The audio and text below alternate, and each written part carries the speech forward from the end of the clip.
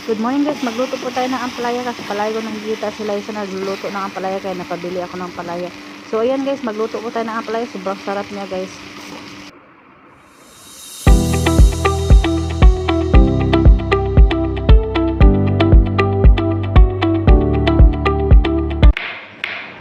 So ayan guys, islas po tayo ng ampalaya. Nakabili ako ng ampalaya kahapon guys, 2 piraso. So ngayon, lutuin natin tong isa para may isa na naman tayo lutuo sa sunod na araw. So ayan guys, tamang slice lang po tayo.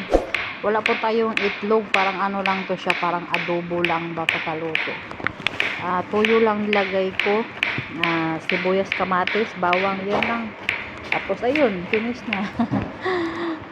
Solve na yung ano natin, yung tawag nito.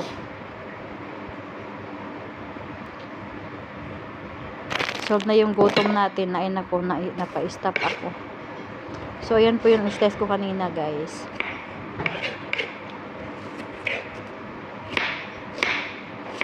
Dinurog-durog ko, iwan ko ba pag slice ko hindi siya na talagang slice ba, yung sa dulo pa mayroon pang ano, yung konti-konti hindi talaga siya naputol. Yung kamatis natin sobrang fresh din eh. Sarap to kamatis na to, sobrang fresh na fresh.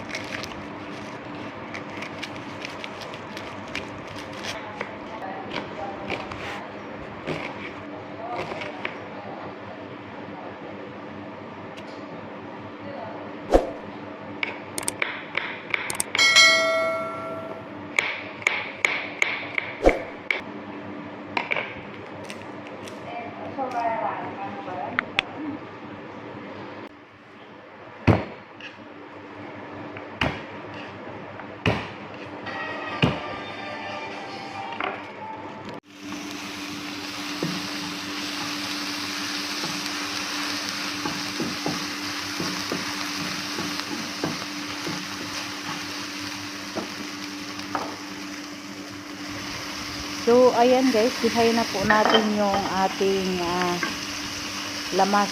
Mayroon tayong bawang, sibuyas, kamatis. Ayan, tamang halo-halo lang po tayo.